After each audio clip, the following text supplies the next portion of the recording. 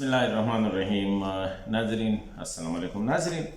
आज अफ़गानिस्तान से एक और ख़बर आई है और मैं समझता हूँ कि जिस रास्ते पे ये अमारत इस्लामी यानी तालिबान की जो मौजूदा हुकूमत है, जिस रास्ते पे या जिस अंदाज से ये फ़ैसले कर रही है, तो लग ऐसा रहा है कि ये इंटरनेशनल कम्युनिटी को और जो इनके तर्ज़ हुक्मरानी से जो डिसएग्री करते हैं उनको, वो जो हम अंग्रेज़ी में कहते हैं ना, प्रोवोक करते हैं। तालिबान ने अब नया फ़ैसला किया है कि काबुल में जितने ब्यूटी पार्लर्स है जहाँ पे ख़वातीन ज़्यादातर काम करती है, ख़वातीन जाती है, कोई और नहीं होता है, उसको बंद करने का हुक्म दिया गया है। अभी इंटरनेशनल कम्युनिटी के दो कंसर्न हैं अफ़गानिस्तान के हवाले से। एक तो ये है कि स्पेशली जो ख़वातीन के साथ या मुखालफिन के साथ उनका रवैया या सलूक, और दूसरा है वहाँ पे जो टेरर ग्रुप है, स्पेशली अलकायदा या जो ISIS वगैरह है, या जो ऐसे ग्रुप जैसे कि TTP जो पाकिस्तान के लिए ख़तरा है, ETIM जो चाइना के लिए हैं, ताजिकिस्तान इस्लामिक जो तालिबान है, इस्लामिक मूवमेंट उज़्बेकिस्तान वगैरह है, ये ऑलरेडी वहाँ से ख़तरे हैं और लोग इन पे ख़दशात ज़ाहिर कर रहे हैं। अभी ये जो फ़ैसले हैं पहले जब तालिबान आए तो लग ऐसा रहा था कि शायद ये एक नई सोच के साथ और नई उसके साथ आएंगे, पुराना तालिबान 1 नहीं होगा बल्कि ये तालिबान 2 है। लेकिन जब फ़ैसला किया कि ख़वातीन के तालीम पर पाबंदी लगाई गई तो उससे काफ़ी जो है हार्ट बर्न हुई इंटरनेशनल कम्युनिटी में भी, और बड़ा अजीब सा लगा कि ये कैसे हो सकता है कि एक मुल्क के हुक्मरान जो उनका काम है लोगों को सहूलतें देना, तालीम देना, रोज़गार देना, कैसे हो सकता है कि वो ऑफिशियली जो है सरकारी सतह पर ये ऐलान करें। लेकिन खैर वो हो गया। उसके बाद एक और फ़ैसला किया कि वहाँ पे जो स्पेशली जो ख़वातीन का रोज़गार है उस पर पाबंदियाँ लग गई। अभी इससे ये होगा कि इंटरनेशनल कम्युनिटी तो पहले से वहाँ पे जो दहशतगर्द तंजीमों की जो मौजूदगी है, जैसे पाकिस्तान को शुरू ही से मसला है, आजकल मेरे ख़्याल में आज भी आप लोगों ने सुना होगा कि वज़ीरिस्तान में जो हमला हुआ है, ख़ुदकुश हमला हुआ है जिसमें हमारे जवान शहीद हुए हैं। अभी गुज़िश्ता 1 साल 1.5 साल से जब से तालिबान आए हैं, पाकिस्तान की सिक्योरिटी फोर्सेस के और पुलिस के जवान जो है वो मुसलसल शहादतें कबूल कर रहे हैं,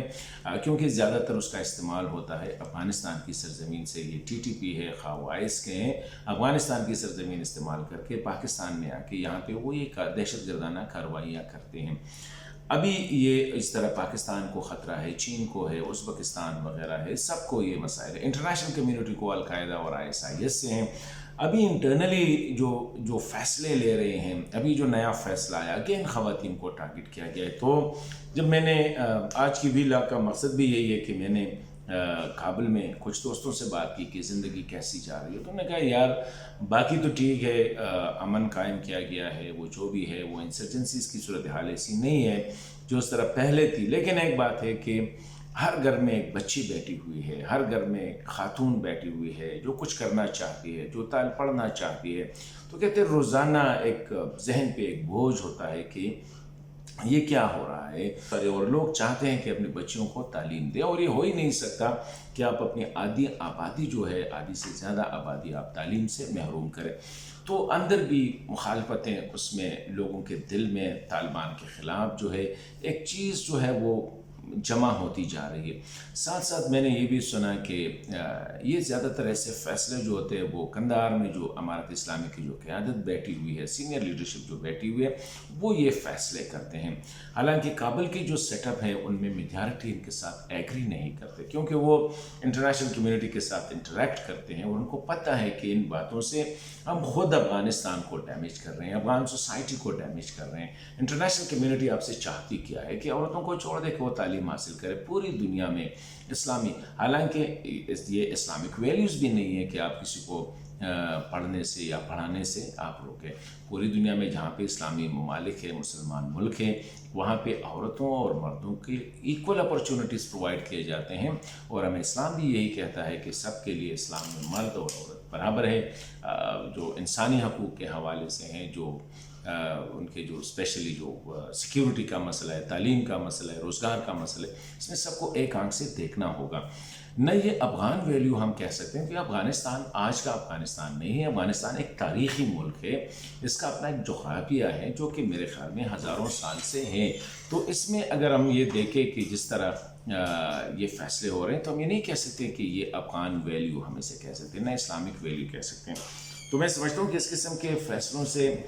جو پرابلم آ رہے ہیں وہ یہ ہے کہ ایک تو یہ ہے کہ امارت اسلامی افغانستان کے اپنے لوگ جو ہے اس سسٹم کے خلاف ہوں گے، اور وہ آہستہ آہستہ اندر سے وہ لاوا ابلتا جاتا ہے. ساتھ ساتھ یہ ایسے فیصلے جو ہے وہ خود طالبان کے اندر جو ہے ان کے جو لیڈرشپ ہے اس میں باعث جو ڈویژن جو ہے وہ بنتی ہے. اور تیسری اہم بات جو ہے کہ یہی چیزیں پھر انٹرنیشنل کمیونٹی جو ہے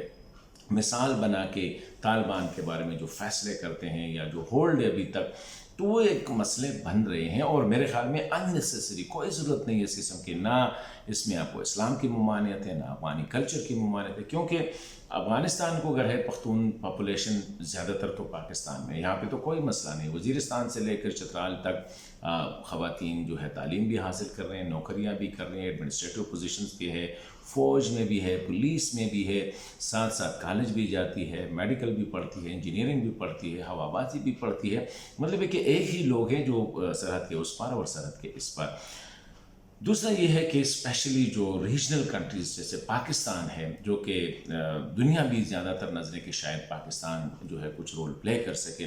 پاکستان کے لیے بھی یہی مسائل ہو سکتے ہیں کہ نہ پاکستان ان کو فارمل ریکگنیشن ایکسٹینڈ کر سکتی ہے، نہ پاکستان اس کو اس طرح ڈیل کر، کیونکہ انٹرنیشنل کمیونٹی ڈیفینیٹلی اس پہ ٹچی ہے کہ آپ اتنا آگے نہیں جا سکتے. تو میں سمجھتا ہوں کہ طالبان قیادت کو چاہیے کہ فیصلے ٹھیک ہے اسلامی روایات کے مطابق اور افغانی روایات کے مطابق، لیکن اس قسم کے فیصلے جو ہے جہاں پہ صرف خواتین کو ٹارگٹ کیا جاتا ہے، میرے خیال میں اس سے امارت اسلامی کے لیے مسائل زیادہ پیدا ہو سکتے ہیں، اور ان میں نہ افغان قوم کا فائدہ ہے، نہ افغان ریاست کا فائدہ ہے، اور نہ خود امارت اسلامی کا فائدہ ہے.